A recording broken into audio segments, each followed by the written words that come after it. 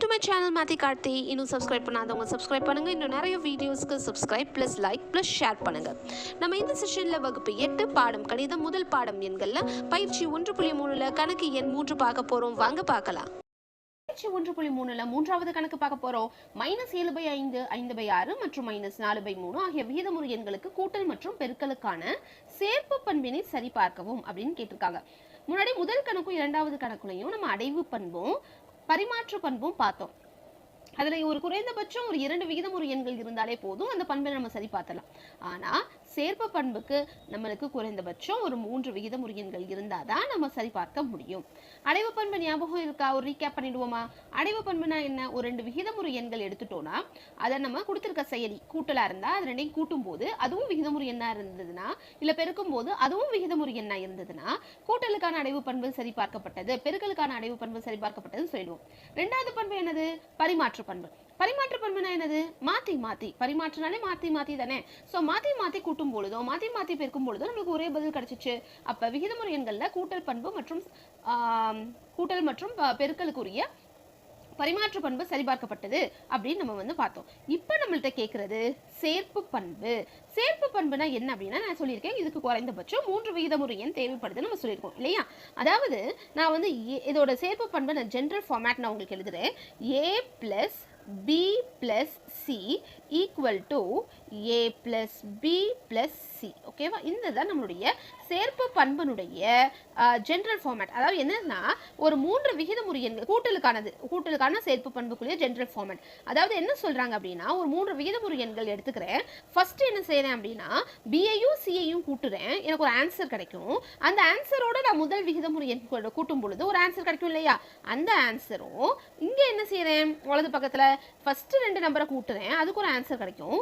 அந்த ஆன்சர் மூணாவது எண்ணோட கூட்டுறேன், அதுக்கு ஒரு ஆன்சர் கிடைக்கும். இந்த 2 பதிலும் 1ன்னு சொல்றாங்க.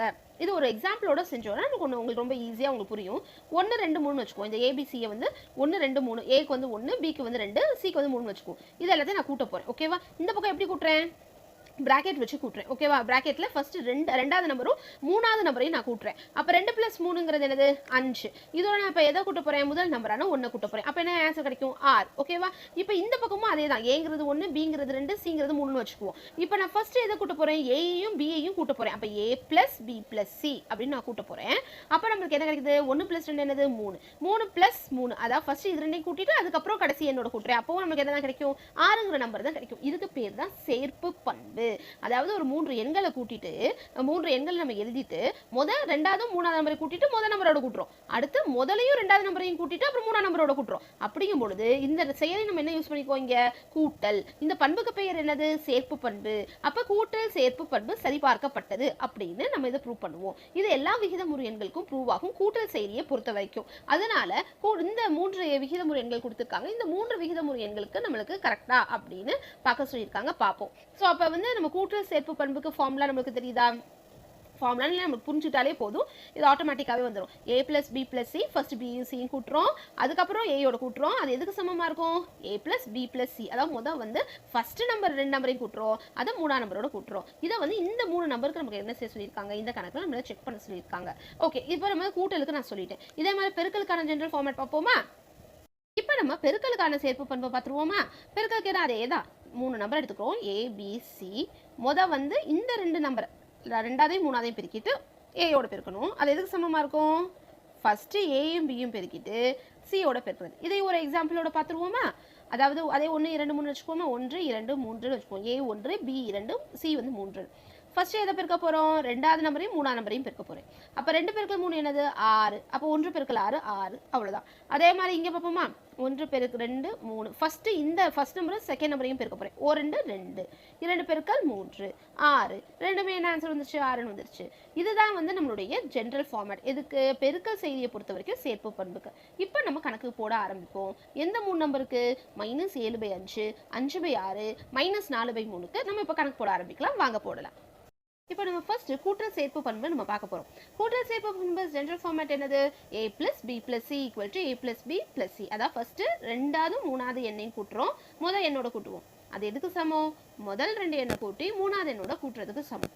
ஃபர்ஸ்ட் நம்மளுடைய எல்ஹெச்எஸ் போடுவோம். நம்மளுடைய எல்ஹெச்எஸ்ல என்ன இருக்கு? எல்ஹெச்எஸ்னா நம்மளுடைய இடது பக்கத்தில் உள்ளது, left hand side. Okay, so a + b + c, a + b + c.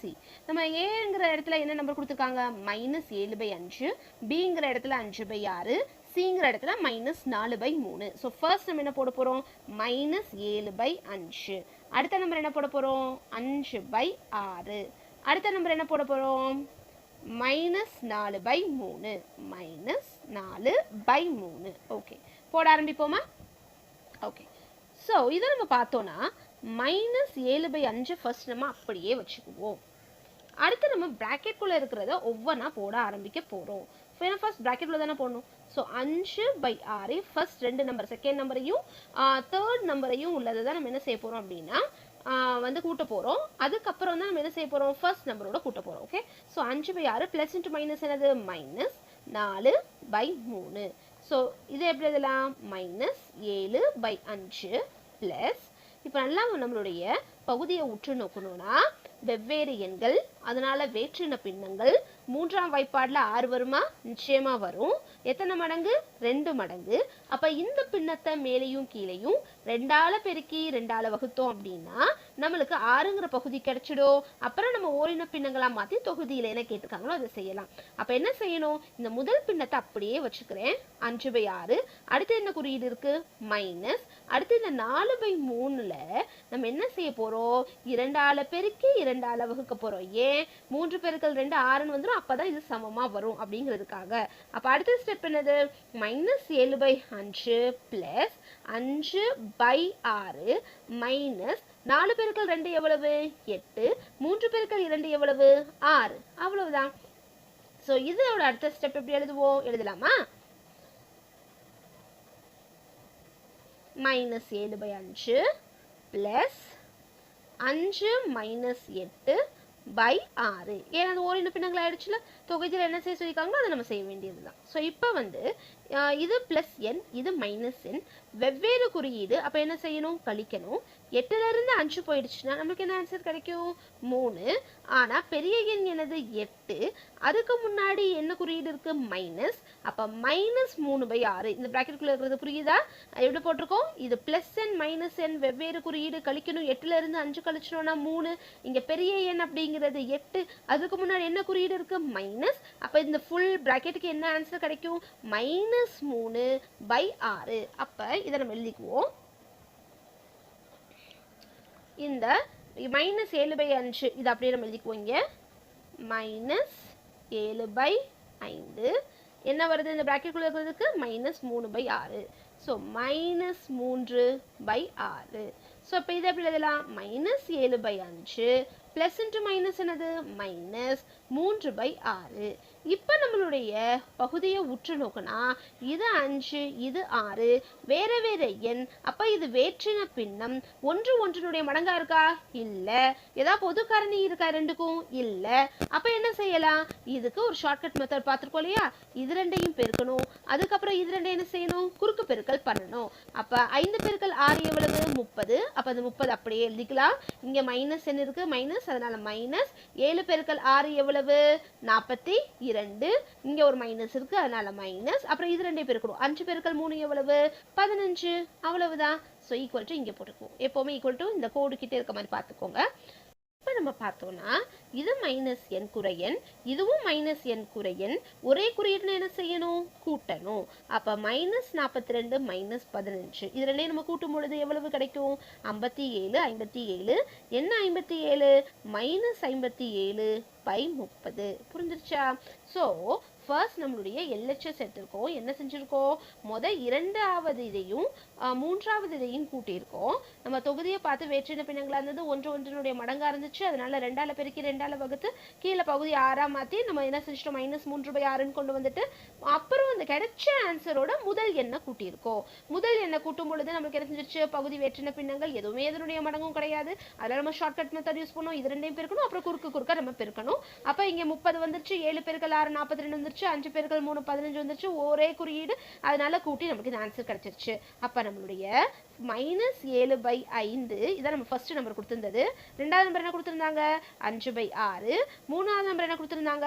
-4/3. So first இந்த ஆர்டரில் நம்ம கூட்டினா நமக்கு என்ன ஆன்சர் கிடச்சிச்சு? -57/30. ஸோ இதை வந்து நம்ம முதல் ரிசல்ட்டாக நம்ம என்ன செஞ்சுக்க போகிறோம்? எடுத்துக்க போகிறோம். இது நம்மளுடைய முதல் ரிசல்ட். புரிஞ்சிச்சா? ஸோ இவ்வளவுதான். ஸோ இது நம்மளுடைய LHS, இது நம்மளுடைய முதல் ரிசல்ட் நம்ம எடுத்துக்கிறோம். இப்போ நம்மளுடைய RHSக்கு வருவோம். RHSல என்ன இருக்கு? ஃபர்ஸ்ட் 2 நம்பரை கூட்டணும், அதுக்கப்புறம் கிடைச்ச ஆன்சரோட 3வது நம்பரை கூட்டணும். வாங்க போடலாம். நம்மளுடைய RHS போகிறோம். அதாவது வலது பக்கத்தில் உள்ளது A + B + C. அதாவது முதல் 2 எண்களை கூட்டிட்டு அதுக்கப்புறம் 3வது எண்ணை கூட்டணும். சரியா? அப்ப முதல் 2 எண்கள் என்னென்ன?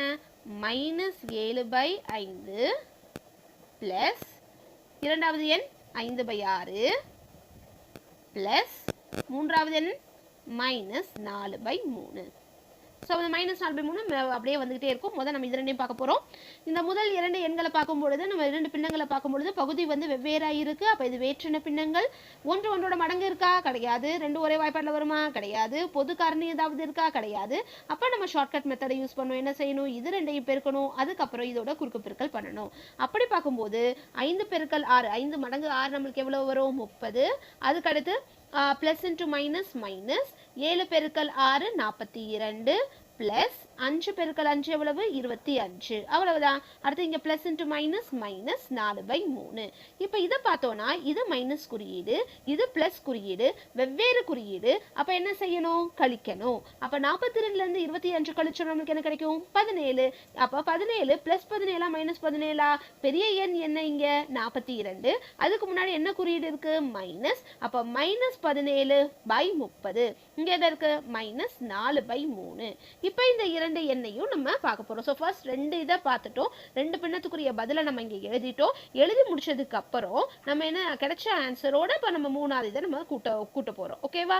ஸோ இப்போ இதனுடைய பகுதியை பாருங்க. இது வந்து வெவ்வேறா இருக்கு, அதனால இது வேற்றின பின்னங்களா இருக்கு. ஆனால் ஒன்றினுடைய என்னவா இருக்கு? மடங்கா இருக்கு. அப்போ இந்த 3 நம்ம 30 மாற்றலாம் தானே? எப்படி 30 மாற்ற முடியும்? 10 மடங்கு 3 தான் 30. அப்போ இந்த பின்னத்தை 10ஆல் பெருக்கி 10ஆல் வகுக்க போகிறோம். அப்போ -17/30 அப்படியே வச்சுக்குவோம். 4/3 இங்கே இருக்கு. இதை என்ன செய்ய போகிறோம்? 10ஆல் பெருக்கி 10ஆல் வகுக்க போகிறோம். அப்போ ஆன்சர் என்ன?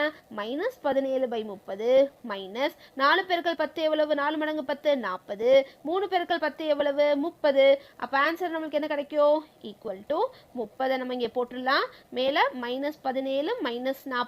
இதை உற்று நோக்குனா இது ரெண்டுமே என்னது? ஒரே குறியீடு. ஒரே குறியீடு என்ன செய்யணும்? கூட்டணும். கூட்டணும்னா 17யும் 40யும் கூட்டினா என்ன கிடைக்கும்? -57/30.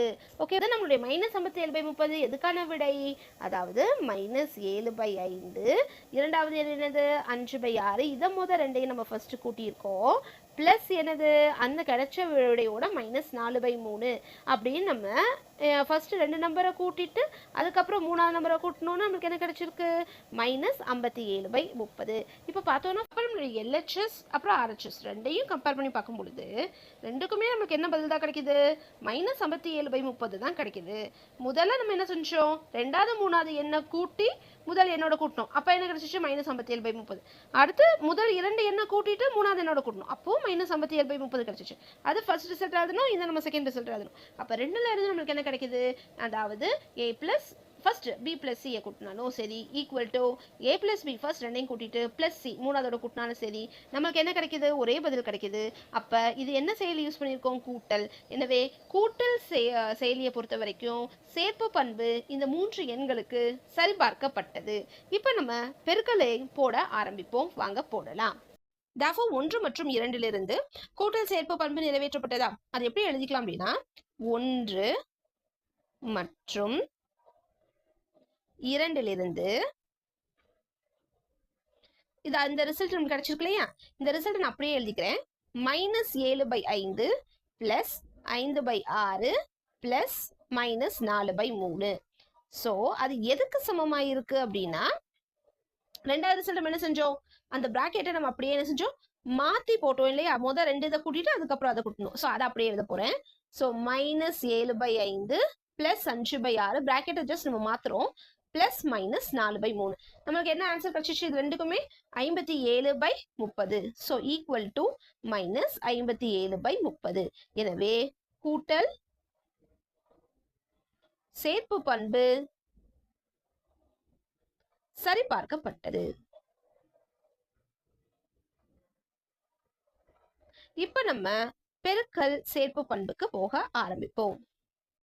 இப்ப நம்ம பெருக்கல் சேர்ப்பு பண்பு போட போறோம். a பெருக்கல் b பெருக்கல் c. ஃபர்ஸ்ட் bயும் cயும் பெருக்கிட்டு அது a யோட பெருக்க போறோம்.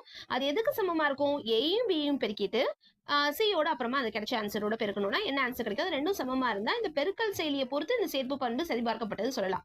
இந்த 3 நம்பர் ஏபிசிக்கு பதிலா என்ன கொடுத்திருக்காங்க அப்படின்னா அதே நம்பர்ஸ் தான். -7/5, 5/6, -4/3. சரி, போட ஆரம்பிப்போமா? நம்மளுடைய LHS, அதாவது நம்மளுடைய இடது பக்கத்துல என்ன இருக்கு? a பெருக்கல் b பெருக்கல் c. முதல் bயும் cயும் பெருக்கிட்டு அதுக்கப்புறம் கிடைக்கிற ஆன்சரோட நம்ம என்ன எதை பெருக்கணும்? a பெருக்கணும். இப்போ நம்மளுடைய a என்னது? -7/5 மைனஸ் முதல் அந்த கொஸ்டின் எழுதிக்குவோம் 7/5. அடுத்து நம்மளோட b என்னது? 5/6. அடுத்து நம்மளோட c என்னது? -4/3.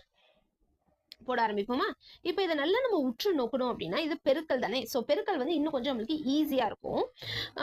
நம்ம வந்து ஃபர்ஸ்ட் ப்ராக்கெட்குள்ளே இருக்கிறது தான் போடுவோம். ஸோ ப்ராக்கெட்குள்ளே இருக்கிறத நம்ம போடுறோம் அப்படின்னா இதில் 5வது வாய்ப்பாடு கீழே உள்ளது எதுவுமே கிடையாது, 4வது வாய்ப்பாடும் கிடையாது. ஆனால் 4க்கும் 6க்கும் பொது காரணி இருக்கு, அதாவது ஒரே வாய்ப்பாடுல வரும். எந்த வாய்ப்பாடு அது? 2ஆம் வாய்ப்பாடு. அப்ப 2 மனசுல வச்சுக்கணும். 2, அதாவது 2 மடங்கு 2 4, அதனால 2ன்னு அடிச்சிட்டேன். 2 மனசுல வச்சுக்கிறோம். 2ஆம் வாய்ப்பாடு 3 பெருக்கல் 2, 6 × 2 6. அப்போ 3 இங்க வச்சுட்டோம், அவ்வளவுதான். ஸோ அப்ப -7/5 டிஸ்டர்ப் பண்ணாம அப்படியே எழுதிக்கிறோம், பெருக்கல் குறியீடு அப்படியே எழுதிக்கிறோம். இப்போ இது என்ன செய்யறோம்னா பிளஸ் இன்டு மைனஸ், நம்மளுக்கு என்ன கிடைக்குது? மைனஸ் 5 பெருக்கல் 2 என்ன கிடைக்குது? 10. அடுத்து வந்து 3 பெருக்கல் 3 எவ்வளவு? 9. அவ்வளவுதான். சோ இப்போ இந்த கணக்கு இந்த மாதிரி ரெடியூஸ் ஆயிடுச்சு. சோ இதுல நம்ம பார்த்தோம் அப்படின்னா 7ஆம் வாய்ப்பாடு கீழே எதுவுமே இல்ல, 10ஆம் வாய்ப்பாடு பார்த்தோம்னா எதுவும் கீழே இல்ல. ஆனா 5ம் 10ம் ஒரே வாய்ப்பாடுல வரும். எந்த வாய்ப்பாடுல வரும்? 5ஆம் வாய்ப்பாடுல வரும். அப்ப 5 மனசுல வச்சுக்கலாம். 1 மடங்கு 5 5, 2 மடங்கு 5 10. இங்க மைனஸ்ங்கிறதுனால மைனஸ். புரிஞ்சிருச்சா? அடுத்து 2வது வாய்ப்பாடு கீழே எதுவுமே கிடையாது, இவ்வளவுதான். நம்ம இதுக்கு மேல அடிக்க முடியாது, ஆன்சரை எழுதிடலாம். மைனஸ் இன்டு மைனஸ் என்ன ஆயிடும்? பிளஸ். அதனால எழுதலாம், இல்ல எழுதாமே விட்டுலாம். 7 பெருக்கல் 2 என்னது? 14.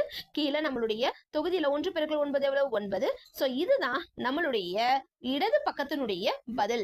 அதாவது -7/5 பெருக்கல் 5/6 பெருக்கல் -4/3 பதில் என்ன நம்மளுக்கு கிடைச்சிருச்சு? 14/9 கிடைச்சிருச்சு. இதை நம்ம 3வது சமன்பாடா எழுதி வச்சுக்கிறோம். வாங்க இப்ப இடது பக்கத்துக்கு போகலாம். சாரி, வலது பக்கத்துக்கு போகலாம். வலது பக்கத்துல என்ன செஞ்சிருக்காங்க? முதல்ல இந்த 2 பின்னத்தை பெருக்கிட்டு கிடைக்கிற ஆன்சரோட இப்ப நம்மளுடைய RHSக்கு வருவோம். ஃபர்ஸ்ட் ஏயும் பியையும் பெருக்கிட்டா முதல் 2 எண்களை பெருக்கிட்டா 3வது எண்ணோட பெருக்கணும், அவ்வளவுதான். சோ ஃபர்ஸ்ட் என்னது? -7/5. செகண்ட் எண் என்னது? 5/6. இதை எதோட பெருக்கணும்? நம்ம -4/3 பெருக்கணும். வாங்க போடலாம். சோ இதை நம்ம உற்று நோக்கணும் அப்படின்னா 5 5 5 5ஆல ஒத்தா 1 தானே. அப்ப இதை அடிச்சுட்டு 1ன்னு போட்டுருவோம். இதுக்கு மேல எதையும் அடிக்க முடியாது, அதனால இந்த பிராக்கெட்குள்ள இருக்கிறத ஃபர்ஸ்ட் சால்வ் பண்ணிடுவோம். மைனஸ் இன்டு பிளஸ் மைனஸ், 7 7, 1 மடங்கு 6 6 பெருக்கல் -4/3.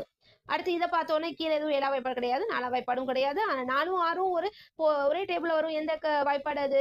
2ஆம் வாய்ப்பாடு. அப்ப 2 மனசுல வச்சுக்கணும். 2 மடங்கு 2 4, மைனஸ் இருக்கனால மைனஸ். 3 மடங்கு 2 6, அவ்வளவுதான். சோ இதுக்கு மேல எதுவுமே அடிக்க முடியாது. மைனஸ் இன்டு மைனஸ் பிளஸ் எழுத வேண்டாம். 7 பெருக்கல் 2 14, 3 பெருக்கல் 3 9.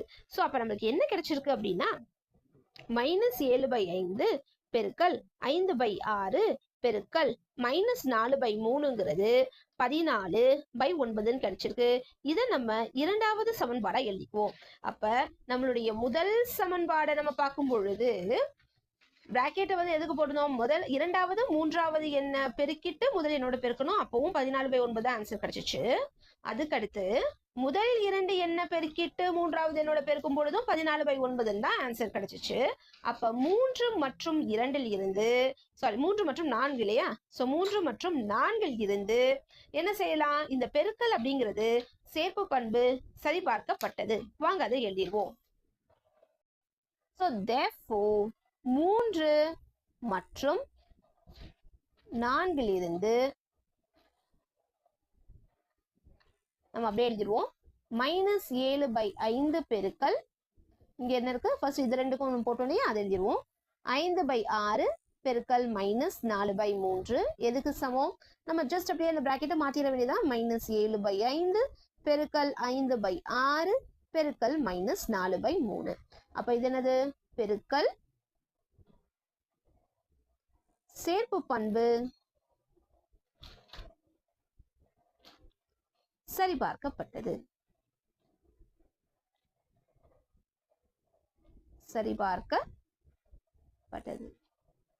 அவ்வளவுதான். சோ இதோட நம்ம இந்த கணக்கு முடிஞ்சிருச்சு. நம்ம இந்த கணக்கு ஒரு ரீகேப் பண்ணிடலாம், வாங்க பார்க்கலாம். சோ இதுதான் நம்மளுடைய மூணாவது கணக்குடனுடைய பதில். ஃபர்ஸ்ட் நம்ம கூட்டல் சேர்ப்பு பண்பு நம்ம பார்த்தோம். அதாவது LHSல ஃபர்ஸ்ட் நம்ம என்ன எடுத்துக்கிட்டோம்? A + B + C. பியும் சியையும் கூட்டணும். வேற்றின பின்னங்களா இருந்துச்சு. அதுல வந்து ஒன்றுடைய மடங்கா இருந்ததுனால 2ஆல பெருக்கி 2ஆல வகுத்து ஓரின பின்னங்களா மாத்தணும். கீழே அடுத்து பார்த்தோம்னா இரண்டுமே வந்து என்ன ஆயிடுச்சு அப்படின்னா வேற்றின பின்னங்கள், எதுவுமே இதனுடைய மடங்காவும் இல்லை. அதனால நம்ம என்ன செஞ்சிட்டோம்? குறுக்கு பெருக்கல் பண்ணி கீழே உள்ளதை பெருக்கி நம்ம ஆன்சர் -57/30 கொண்டு வந்துட்டோம். அதே மாதிரி அதனுடைய RHSல ஃபர்ஸ்ட் 2 நம்பரை கூட்டிட்டு அதுக்கப்புறம் 3ஆவது நம்பரை கூட்டணும். அது எப்படி வந்தது அப்படின்னு பார்த்தோம்னா, அது வந்து வேற்றின பின்னங்களா இருந்தது, எதுவும் இதனுடைய மடங்கா இல்லை. அதனால அதையுமே நம்ம குறுக்கு பெருக்கலா பண்ணி நம்ம ஆன்சரை கொண்டு வந்துட்டோம். அதுக்கப்புறம் 3னுடைய மடங்கா இருந்ததுனால 10ஆல பெருக்கி 10ஆல வகுத்து ஓரின பின்னங்களை கொண்டு வந்தோம். அதுக்கும் நமக்கு ஆன்சர் என்ன தான் கிடைச்சிச்சு? -57/30 கிடைச்சிச்சு.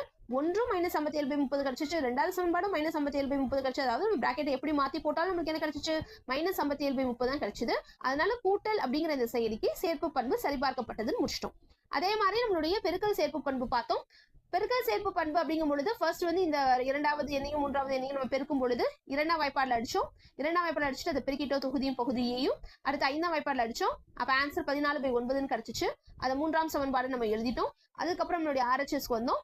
அந்த RHS வரும் பொழுதும் என்ன செஞ்சோம்? முதல் 2 இதை பார்க்கும் பொழுது 5ஆம் வாய்ப்பாடுல நம்ம அடிச்சு முடிச்சிட்டோம். அதுக்கடுத்து 2ஆம் வாய்ப்பாடுல அடிச்சோம். அதுக்கும் ஆன்சர் தான் கிடைச்சிச்சு?